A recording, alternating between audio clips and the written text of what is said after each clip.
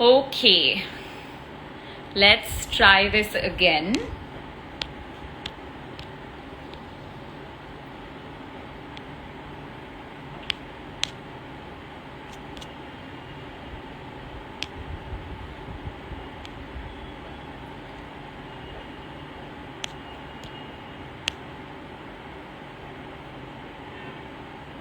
You guys have to just give me a second till this connects.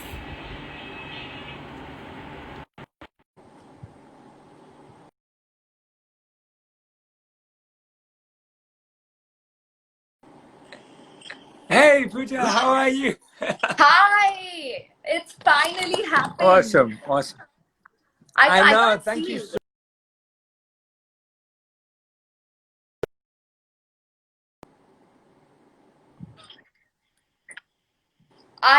I mean, can everyone see you? I can't see you right now. It still says waiting. But Oh, I can really? hear you. Can you hear Yeah, me? but I can, That's yeah, so I can hear you. strange. That's so weird. That's Yeah, so that weird. is. Um, it says, hello?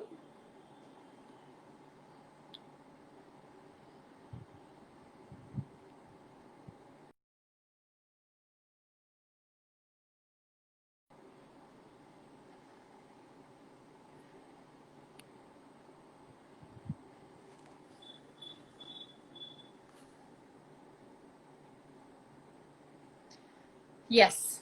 Okay, third time lucky. Can you Oh, see me? finally, yes, I can see Yes. you. Amazing. That's great. Thank you so much for your patience. I'm so Oh, grateful to you. Thank you so much. You're amazing. You're so wonderful. Thank you for keep thank you. trying to be so persistent. No, but that's, I mean, I've been wanting to do this because I requested a couple of days because I actually wanted to read the book. And I have to say, great cover photo, by the way. But I'm great that I could do this, and thank you so much because I just feel that you've been really inspiring, and it's amazing that you've been able to really uh, share your learning with us. And having had been to an ashram yourself, to come and share with us today, writing this book today, which is absolutely wonderful. I have to say, I've thoroughly enjoyed the book. I think it's so precise, and it's so in terms of, I love reading books, and I love reading a lot of self-help books, and I always, end up reading a couple of books, and I'm like, okay, but how do I actually change my life? How do I action it out? And I love that you've given so many little activities for us to do, to self introspect. So I decided that this live is going to be great because I have a couple of questions for you. Perfect, perfect. Thank you And so much, Pooja. And thank you for taking the time to read it. It means so much to me, honestly. it's amazing. Okay, so I'm gonna go straight to the questions if that's Yeah. okay with you. Okay, so first I would like you to just share about, like, what made you want to become a monk? Yeah, good question. So I was born and raised in London, and I think I met the first ever monk I met. I was 18 years old, and I didn't really meet monks before that, and I didn't really know what they did, and I really didn't know much about their life. But when I met this Right. monk at 18, it had a really profound impact on my life because now when I look back in hindsight, when I was 18, I'd met people that were rich, I'd met people that were famous, I'd met people that were beautiful and attractive. I'd met people that were knowledgeable and smart, but I don't think I'd met anyone who was truly happy and joyful. And he exuded that naturally. And I thought, well, that must be, there must be something about this person that he's doing that makes that possible. And at Yeah, 18 years old, I just got captivated by that and wanted to pursue that and learn more about it. that's amazing. So it was like, what's the magic juice there on? You wanted some of that. Yeah, exactly, Yeah. exactly. And you've studied business? Yeah, I studied management science at university, at Cass Business School. And Right, so that's where I business. studied for 3 years. Wow, that's amazing. And so you became a monk, but you coexisted with your regular normal life. Not only between the age of 18 to 22 when I was a monk. At that, Right. between that time, I was traveling in my summer holidays and my Christmas holidays. I would come Correct. to India, but then when I Yeah. graduated, then I actually officially became a monk for 3 years. So how does it, how did you, and then now you're back again to, I would say the monk mindset. Yes, So how do you coexist? How yes. do you coexist between these two things? Yeah, absolutely. That's a great question. So I think for all of us in our daily lives, we all have Yeah. to go to work. We all have bills to pay. We have families. We have responsibilities. But in that, we can also get very rushed and hurried and tired and fatigued. And even sometimes we can have a lot of anxiety and pressure. And so the monk mindset really exists. The monk mindset really exists to help us find calmness in difficult times, to help us find stillness in troubled times. So how it coexists is by continuing to do what we do, but changing our mind and changing our thoughts and changing how we process thoughts. So we can coexist in two places because we're allowing our mind to be wired by all of the wisdom, and then we continue to do the same work that we do. We wear the same clothes. You don't have to shave your hair or wear robes, or you don't have to Yeah. trade your life. You can do all those things, but we're going to do it with a different mindset and a different attitude. Right. So, you talk a lot about, and like you spoke about right now about anxiety, and I myself have this thing of overthinking things and being anxious about things. So, what would you suggest is like the best way to deal with it?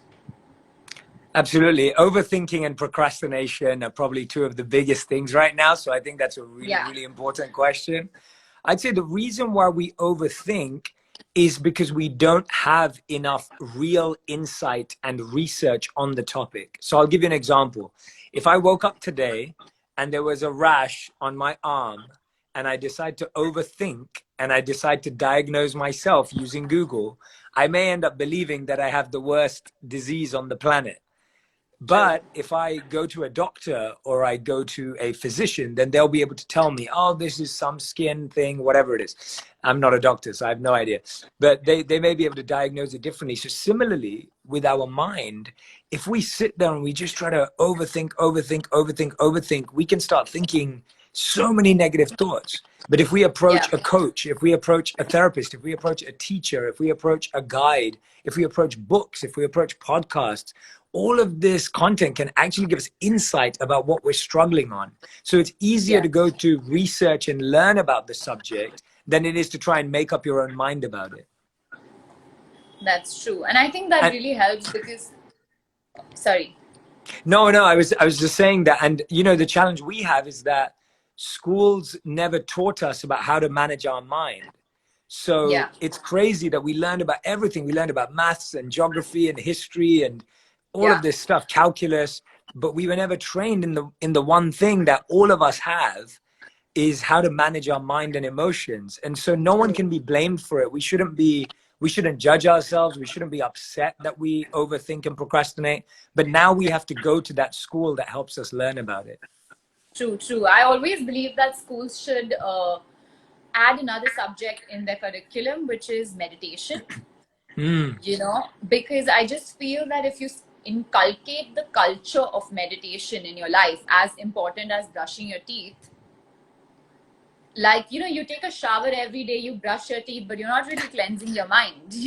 Yeah, exactly. And I think that meditation helps you do that. And you talk a lot about breath work in your book, which I personally feel can really be transformational. And the little small things that you talk about, like, I mean, I would let you, why don't you talk about it, like how No, breath you work is talking doing. about it is much better. You talking about it is much better. You're gonna No, we inspire have you. you're going to No, I inspire just, so many people.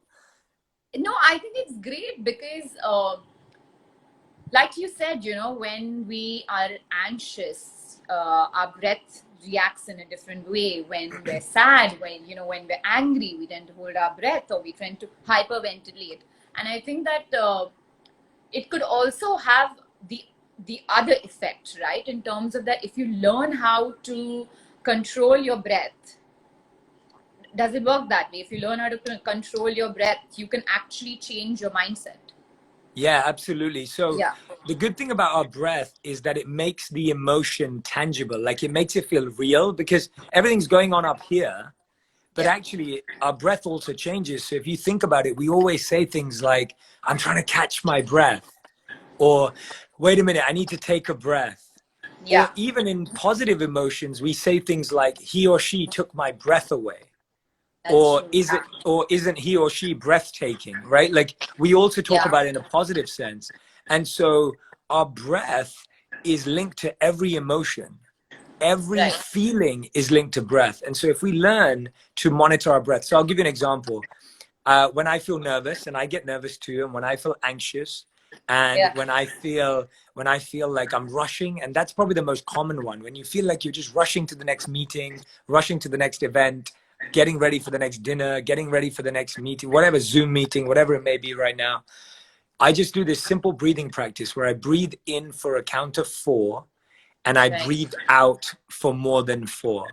So you breathe Okay. in for 4 and out for more than 4, and it just relaxes you straight down. And so a Yeah. simple technique like that, I do it 3 times, 6 times, 9 times, and you'll just start to see your whole body change, your physiology changes. Right. So this is something that's really simple, and what I like you said that you can do it anywhere. You can do it on the way Anyway, to work. You yeah. can, yeah, and like I always think that the biggest superpower that you can ever have is being in the now. Mm-hmm.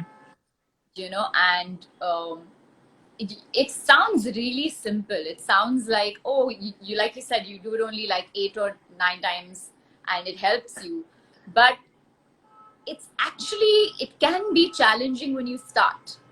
Yes. Like, when I started doing yoga, and in the start they tell you to meditate. I find my mind wandering so much. Yeah. And it's just like 2 minutes, so Yeah. so do you suggest like start how important is it though?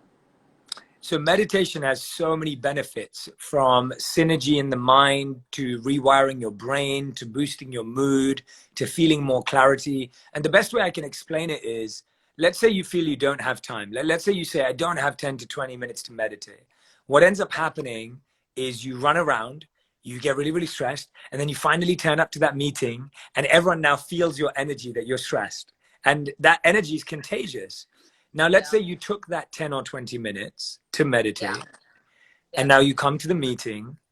Now you're so calm and you have so much clarity that you can actually help everyone in that room solve whatever they're trying to solve much quicker. And so Right. meditation gives you clarity that actually saves you time, money, energy, conflict, all the issues. And so that 10 or 20 minutes makes a difference. But now what you're saying with the mind calming down, it Right. takes time to learn for the mind to calm down. So you can't calm the mind down in 2 or 3 minutes in a meditation. It requires a bit more time. And the reason Yeah. why that's important is because you'll get quicker and quicker and quicker. It's like if you're running or doing a gym Yeah. workout, you get Yeah. better and better and better at that workout every time you do it. So if you're running 100 meters every day, you get Yeah. quicker and quicker and quicker every day. And so same with meditation, that you can slow your mind down faster every day when you keep it consistent. And so just taking out 10 to 20 minutes a day to just Right. sit with the mind, let it be loud, and then watch it just become quieter and quieter, quieter. Don't try and make it quieter. Just let it Yeah. naturally calm down. Right. And I think concentrating on your breath kind of brings you back in case you end Yes. up, wandering. So that's great. Also, I was thinking about like today we live in a world where, there is so much negativity, when we go on social media, and especially with the times we are in now with the pandemic and what's happening in India. It's like, you go on social media and then there's just so much, right? There's trolls and all of that. And how do you deal with that? Yeah, I think first of all, I think it's really, really important with with specifically in terms of dealing with the negativity on social media, right? Yeah. Yeah, I think first of all, we have to remember that there's also so much positivity. So I'll give you,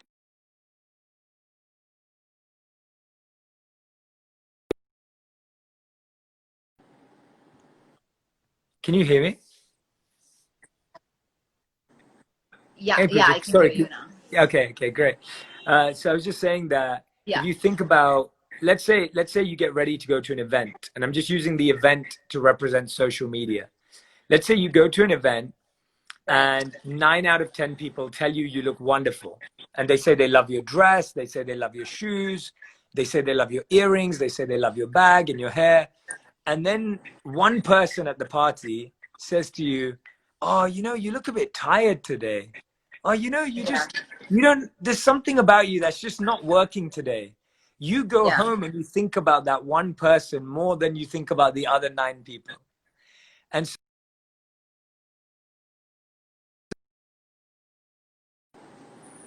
really change that, even on social media. The only way to change that, even on social Right. media, when we see the good things, we just ignore them.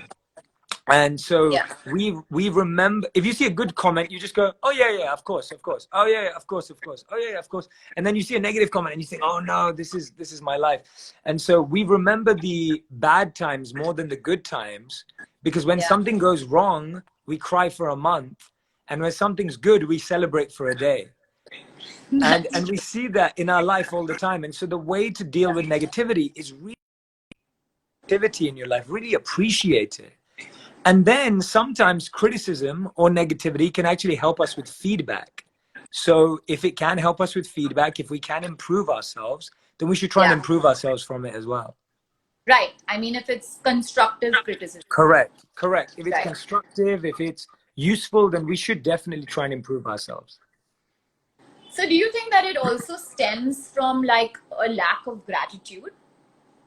Yeah, it stems from a lack of not even gratitude. You're right, it's on the right path, but it's just what you said before. It's just being present and appreciating Yeah. the positivity. So it's almost like we don't allow the positivity in a deep way.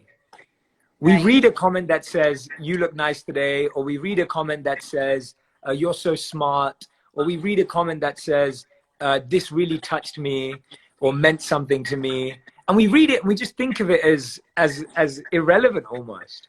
And then as Yeah. soon as you see that negative criticism, you go, "Oh no, this is my truth, this is my reality." And so it's so important that we deeply allow each positive message to be received in our heart, especially if Right. it's something deep about us. Right. Yeah. That's so true, though. That is true. I'm guilty as charged for probably Me doing that too. Me myself. too. I do the same. I do the same. And I realize that I really have, like today, you said so many kind, wonderful things about my book. It's so easy for me to gloss over them. But Right. when someone says that, what I try and do, and this is a beautiful thing you can do, whenever someone says something good about you, sometimes we Yeah. feel uncomfortable because we feel, "Oh no, Yeah. I should be modest, or I should be humble, or what do I do?" Right. So when someone says something nice about you, this is what we were taught to do as monks. When someone says something nice to you, think of the person that gave you that quality and pass on that thanks to them. So receive the thanks from the person giving you thanks. So you said to me, "Jay, I really like your book. I think it's wonderful." So I received that. And then I thought of all my teachers that have helped me learn those principles. And I just thought of them in my heart and I passed on all that thanks to them. And Oh, and wow, that's amazing. Yeah, that's great because that happens to me where someone will compliment me and I kind of brush it off. yeah, I don't know why that happens, but it just does, and that's amazing. That's it's a great way to accept and yeah, give gratitude even in the smaller things in life. yeah. So you may think of your parents, you may think of your teachers, you may think of your family, and actually you can even think of someone who indirectly gave you that quality. Maybe they hurt you. Maybe someone hurt you, and because of that, you became a better person. You can even thank them in that situation. Yeah, that's so true. Wow, that's amazing. Oh, But like, nice. at what point does it you talk a lot about self-confidence and ego, right, in your book. And at what point does self-confidence become ego? That's a really good question. So ego does two things. It either Right. makes you believe you're the best at everything, or it makes you believe you're the worst at everything. But it wants to be the best of the best or the worst of the worst. It doesn't want to be in the middle. And Right. the truth is that real confidence is I'm good at some things and there's some things I'm not so good at. And so the way we stay in self-confidence is by acknowledging our strengths, developing our strengths, working on them, and realizing that some of our weaknesses will be other people's strengths, and some of other people's weaknesses will be our strengths. So I may not be able to dance, I may not be able to sing, but I like to speak and I like to share what I'm sharing. And in the same way, there'll be people in the world. And that's why everyone's so complimentary. That's what's so beautiful. The world we live in is that when you recognize your Yes. strengths, Sorry, I when think I you lost you there. oh sorry. Yeah. When Yeah. you recognize your own strengths, Yeah. you actually learn to recognize and appreciate everyone's strengths. So that's why it's so important to get a good understanding of your strengths. And an important point with strengths is don't confuse inexperience with weakness. Don't think just because you haven't tried something that you're not good at it. So many of us just write things off because we say, oh no, I can't do that, but we've never even tried. And so I'm sure Yeah. there's so many things in your life that you've thought you couldn't do, but then when you try it, you realize that you can. Yeah. True. And I think it's important to also um, learn or realize that I may be good at something, but there's always someone who is better at it out there somewhere in the world, and that kind Yes. of brings you a lot more humility. And Yes. something that I read that somebody wrote about Roger Federer was that Roger Federer he knows that he is the greatest player of all time. But Mm-hmm. what he does choose to be is kind. Yeah. He's kind about, he's confident. It's not that he's not, he knows he's good, but it's just that he chooses to be kind. Yes. And, Yes. and, uh, Absolutely. and I think that's great because, you have to always apply that, when no matter what you do in everything that you Yeah. do. There's a quote that The Rock always shares. So The Rock, Dwayne The Rock Johnson, the Yeah. actor, he always shares this quote. He says, it's nice to be important, but it's more important to be nice. And so Yeah. he's always sharing that. And I think that people ultimately connect with us because of our character and our heart. And ego is just such a turn off as a quality. Yeah. But at the same time, low self-esteem is not good for us as well. And so that's That- why deeply understanding both of our strengths and our weaknesses, our flaws and imperfections, and also our passions and purpose, to recognize both of them is what brings us joy. Yeah. True. Yeah. You've given me a lot to think about, so it takes me some time to move on to my question. No, it's beautiful. This is how it should be. Everyone who's watching, what Pooja is doing is so amazing, because you sitting there and reflecting on it, that's what we all need to do more. Like the way you're responding to every question is exactly what we all need to do more. We need to just take a moment and we just need to Yeah. reflect and accept it, rather than like, okay, what's the next, all right, let's do the next question. And so actually what you're doing, Yeah. you're training us, you're teaching everyone who's watching this in how to actually process That's, wisdom. And that's the way it should be done. I'll give you an example. The other day, I posted the book in India, right. to show how well it was doing and how much support I was getting from India. And someone commented saying, I can't believe the book is $329. And it's not, it's rupees or something like that. And so someone Okay. commented, they thought it was dollars because they were obviously not from India. Right. And they didn't see the rupees sign. And then someone commented and said, no, no, no, that's rupees to them. Someone else commented. I didn't comment. Yeah. And then they said, oh, this should remind me that I need to slow down. And I thought that, like, you know, it was just such a perfect example of like how we judge so quickly, or we try and move on so quickly. But if we just take a moment to really reflect, we actually find the right answers. Yeah, and I think, you know, your book is something. Oh, I've lost you. Yeah, sorry. So I think that, you know, your book does that, because a book like that, I personally feel you really have to read a couple of pages and apply it in your life, you know, because, Mm-hmm. you know, they say knowledge is power, but I always feel that applied knowledge is power, you know, like Absolutely. like what's the point of getting your life experiences, and if even if you take away one thing from that, it makes such a big difference in your life, you know. Like Yes. I loved where you know, you said about it, to your to-do list, because I'm someone who loves to write, and I love writing my to-do lists. And I love that you said, like, add a to-be list. Yes. What would you like to be? Okay, and in order to do these things, what is what do you have to be, Yes. right? I mean, Absolutely. why don't you talk about it? Like, give me an example. I mean, what's in your book? Yeah. Yeah. So for example, we say that, and this is a concept that started originating about 10 years ago, and I think it's phenomenal, but it really exists in the Gita as well. And so we're always trying to do more stuff, get more stuff done, try and meet Yeah. deadlines. But then we say, oh no, but why am I stressed? Why am I pressured? And it's Yeah. because we have to be calm as we do what we want to do. But if Yeah. all we're trying to do is get stuff done, then we will be rushed, or we will be hurried, or we will be stressed. So the first thing we have to ask ourselves is, what state of mind do I want to be in when I'm doing this?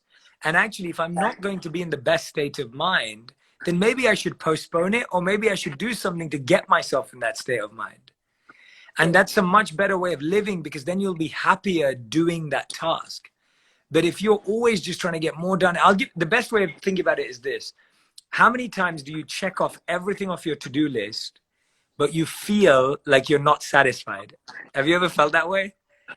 Many You do, times. yeah, same. You do everything, but you don't feel satisfied. So what I say to people Or is, the it's, other way around, where I've over planned and I've not done yeah, that you know, too, that much. too, Yeah. that too. Yeah. And that's why the solution to both of them is asking yourself, what's the one thing I can do today that will make today feel like a success? It's not how many things I can get done. It's asking myself, what's the one thing I can do today that will make me Yeah. feel enthusiastic that today was a good day, and then I'll be Yeah. inspired for tomorrow as well. Yeah. Yeah. True. Yeah. But, you know, also, especially because, like, I'm a workaholic, you know, and I can I relate. love being a workaholic. But, you know, I think when I plan my to-do list, it's also like, I'm always like, okay, what did I get done? What did I get done? What did I... but if I just add in my to-be list, if I added kindness for the day, or did I operate on the paradigm of love or stress, you Yes. know? And I can it's like a constant check that I'm keeping on Yes. myself, Yes. that did I do this, did I today, was I stressed all the time, or did I do it with kindness, did I do it with love? Yes. And I just think that small thing, which is going to take you 3 seconds, can really change your day and give you a Yes. sense of fulfillment. I love that. Yeah, that's exactly it. It's a moment by moment check.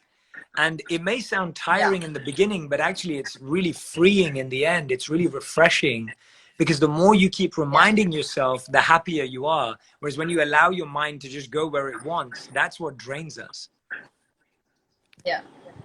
It's almost You like know, you a also talk. yeah, go on. No, Yeah, no, sorry. go on. No, no, no, no, it's almost No, like no, a... go on, go on. No, Go no, on, you go were on. saying something. It's almost like... No, I was just thinking about something else. You know, you talk about, and I think it's a very small form of meditation too. Meditation doesn't really always have to be about breathing. You know, it can be even something as small as this. And what I love about which in the book is that meditation, you talk about meditation in a very religion neutral way. a lot of people think that, oh, it's about one religion. But it's not that, is it? No, no, meditation is an amazing practice and tool that is unified across all religions and spiritual paths. And the three types of meditation that I share are breathwork, visualization, and mantra. So mantra in India, everyone will be very aware of mantra meditation. Yeah. But breathwork and visualization are really powerful. And sometimes we don't realize just how powerful they can be. So visualization is one of my favorite meditations. You Okay. can visualize how something is going to go in your mind before you do it so that you feel less nervous and anxious. So if you're going to an event or an award show, if you're going to a meeting or a presentation you have to give at work, you can just visualize in your head, what will I do? Okay, I'll open the Zoom call. I'll remember the notes. I'm going to do this. I'm going to do that. You go through the process. So you don't visualize the result. You go through the process in your mind and think, what am I going to do? And when you do that, you then feel more prepared because it's almost like a dress rehearsal in your mind. It's almost like a practice run in your mind. Right. And so you Right. can visualize that. You can also visualize, let's say something happened to you in the past and you don't think you behaved in the right way. Now, I know many people who feel that they may not have said the right thing to someone that they don't speak to anymore. And it Yeah. may be scary to reach out to them and say it to them. And so first we can visualize saying it to them in our mind. And when we do that, it becomes easier. And then if we want to say it in person, we can also say it in person. So sometimes if I have to have a tough conversation with someone, I'll first Yeah. visualize it and walk through it in my mind to think about what will I say? What do I think they will feel? How will I feel when I say it? And then Yeah. when I do it in real life, so you're almost practicing in visualization with yourself. Yeah. Does that make sense? Yeah. Yeah. Yeah. It does. It Yeah. does. Yeah. Right. Which is so true. And that I think makes you um, just go through the process even more smoother. Like if Mhm. you're doing it for a meeting, or like you said, talking to someone. You also talk a lot about letting go and forgiveness in your book. And how important is that? Like forgiveness. I think forgiveness is really important. And I think the most important part of that is learning to forgive our own selves. Because I Yeah. think that that's the hardest one that stops us from forgiving everyone. And we don't forgive ourselves for our mistakes when we were young. We don't forgive ourselves for the relationships we got into. We don't forgive ourselves for our mistakes in the workplace. And that just every time you don't forgive yourself, it's like creating a barrier towards your potential because now you're Yeah. stopping yourself. So you think that you're holding on to the past, but actually you're just building more blocks in your future. And so my recommendation to people is start with forgiveness of yourself. Realize that we all make mistakes, including me. All of us make mistakes. None of us are perfect, and that's absolutely fine. And that we all are just trying to learn and grow. And I think rather than every day thinking to ourselves, oh, I wish I did that. Oh, I should have done that. Oh, I got that wrong. Imagine we ended every day and just said, oh, that's what I learned today. That's Yeah. what I'll do differently tomorrow. That's going to stay with me. If you thought like that at the end of the day, you wouldn't sleep with stress and you wouldn't sleep with pressure. Yeah. But what about people um, who've done wrong? You feel they've done wrong. You know, Yeah. like the act of forgiving them. Yes. Yes. So anyone who's done wrong to you, the first thing you have to realize is they may never apologize. And Yeah. unfortunately, we live in a world where people are, even that person is not forgiven themselves. That's why they can't apologize to you because they themselves are so pained by what they've done that they don't even want to face it. And so, waiting or expecting or wishing or wanting someone to change or to apologize will mean we will never be able to forgive them because we'll be waiting for a very long time. So, the first thing we have to do is we have to give ourselves closure Yeah. by really asking ourselves, what is it that I need to learn from this situation? What is it about what this person did to me that I can grow so that I don't make the same mistake again of getting involved with a person that is acting in this way? And that's really all we can do in that moment is we're not forgiving that person to forgive their mistake. We're not forgiving them because we believe that what they did wasn't wrong. We forgive them because we don't Yeah. want to sit there every day and have this negative thought replaying.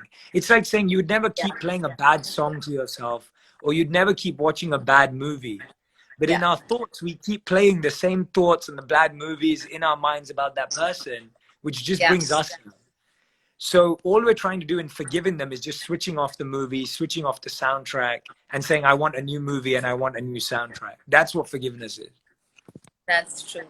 And that's amazing because I think then the ball's in your court, in Yes. terms of you're not waiting for them.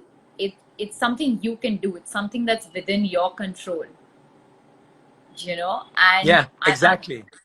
yeah, and you feel lighter. You feel much lighter, and it's so You're true though 100% that right. it's so true that what you said about like the person hasn't forgiven themselves. Yes. Yeah. And we also hold on to so many things, and I just think it just makes you feel heavier and heavier. It's better to get rid of Definitely. that. Definitely. It's like, imagine life is already difficult. Life is Yeah. already feeling like you're walking up a mountain. And now Yeah. every time you keep grudges or resentment, you're just making your bag heavier and heavier and heavier. Yeah. And it's like, why not just empty a few things out and then allow space for new things as well? Yeah. Yeah. So, what's your take on finding happiness? Hmm. So I really believe that, especially from a monk's perspective, is that the goal is to look for meaning and purpose, not to look for happiness. Because I'll give you an example. If let's look at the pandemic, for example. The lockdown has been really tough for so many people in so many different ways. And if you ask someone to look for happiness, they'll say, Jay, Pooja, you guys are crazy. Like, how do you find happiness? Like, I've someone died in my family, or I lost my Yeah. job, or how do I become happy about that? And that's why we can always find meaning and purpose. So I lost one of my mentors during this time, during COVID, and he actually died not from COVID but from brain cancer, stage 4 brain cancer, and he had it for a few years. And I miss him and I loved him deeply, and I can't find any happiness in losing Yeah. him. Yeah. But what I can find is meaning. So the way that you find meaning and purpose in a painful situation is that I know what he wanted me to become, and I know the qualities that he lived by. So I Yeah. know that if I keep trying to live by those qualities, then he's still living with me. And that if I can be of service, and if I can be uh, aspiring to all the wonderful qualities he had, then I am really doing him justice and doing his life justice. And so looking for meaning and purpose in life will be serving us in the good times and the bad times. But if we True. just look for happiness, then it kind of serves us in the good times, but in the bad times, it's just really hard to find. That's amazing. And finally, I'd like to ask you that is there one thing that you would wish that someone reading your book takes away? What is like the Yes. one thing? Okay. Before that, I was going to say, Pooja, what I'm most excited about is meeting you when I finally get to come to India. So Yes, that's what you must. that's what I'm really looking forward to. I'm really looking forward to getting together with you. I was so excited to meet you this year, hoping that I was going to be there. So I'm hoping we get to do that when I come next time and when it's safe. And yeah, really looking forward to connect with you in person. But For sure.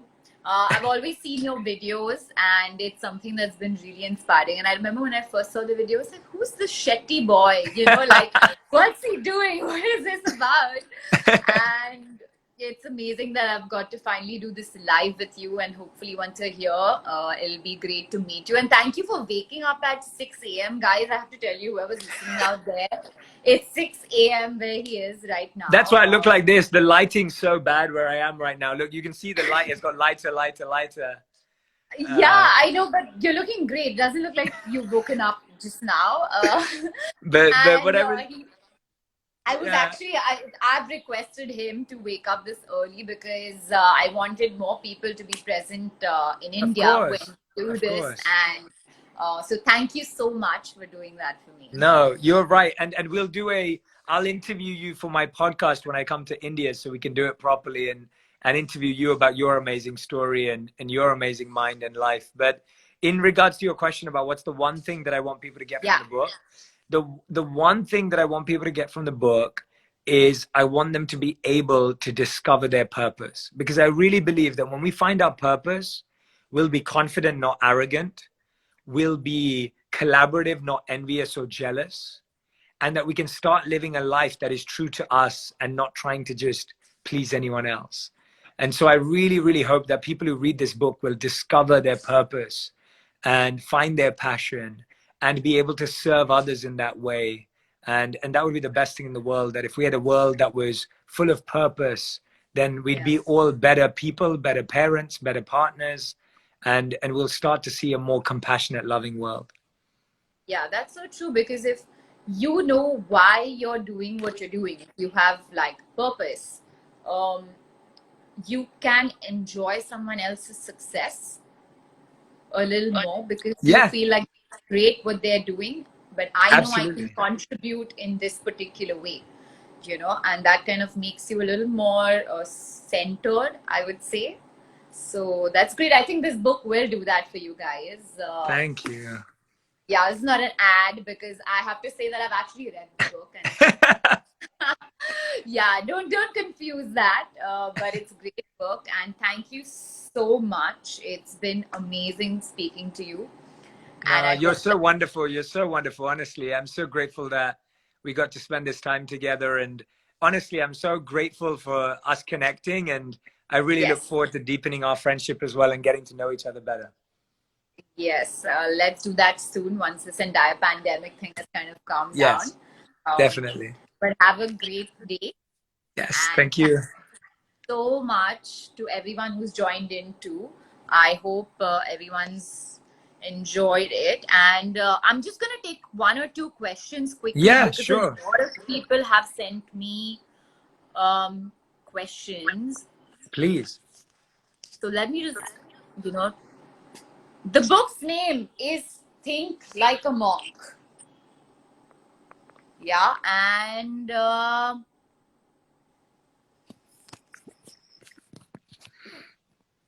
can they buy the book in Nepal?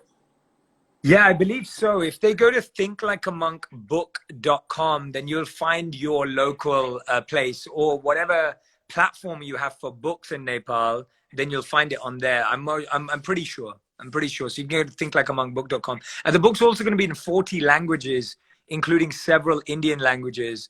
So if you'd prefer to read it in an Indian language, in your native language, then please Yeah. look for that on Amazon as well, or the biggest channels, Flipkart and others in India, and then you'll Yeah. find it in your local language as well. So if you don't want to read it in English, then please go ahead and find it in your language. Yeah, I think Amazon has it, so online it's Yeah. available. So I mean, if you've accessed this live, you can just go on Amazon and download the book. Yeah. All right, thank you so much. It was great Amazing. meeting you. Thank you so Bye. much. Thank you, Pooja. See you soon. And save Thank this. you. Save this because I want to post it as well.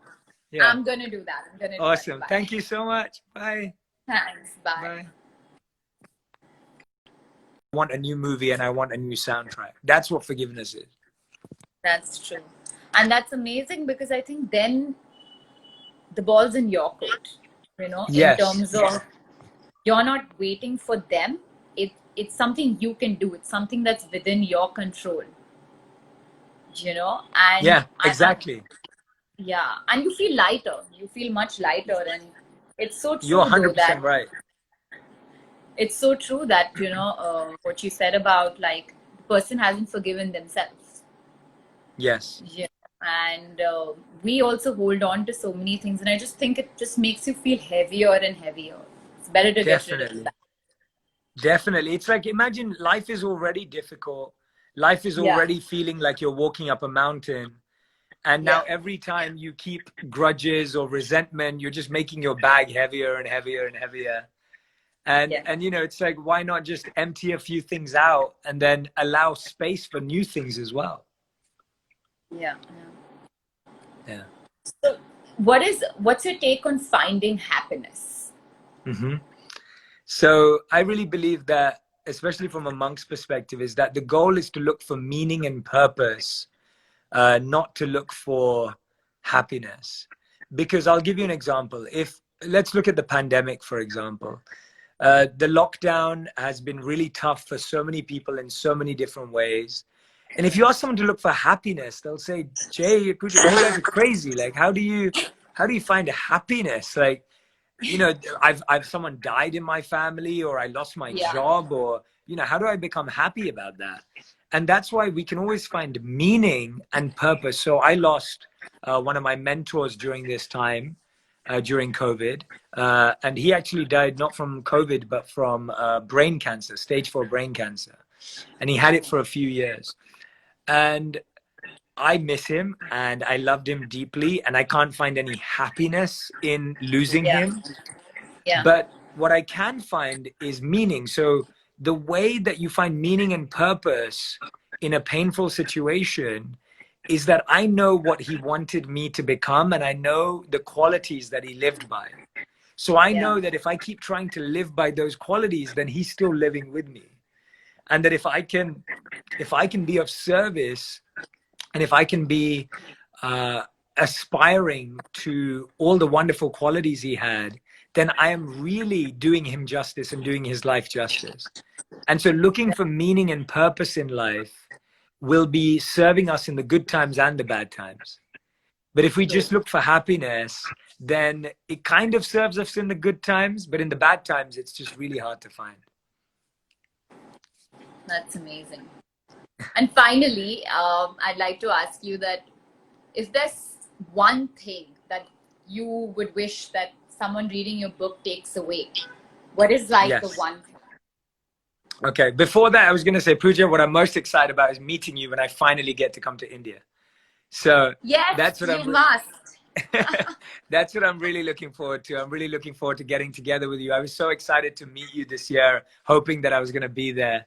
So I'm hoping we get to do that when I come next time and when it's safe. And yeah, really looking forward to connect with you in person.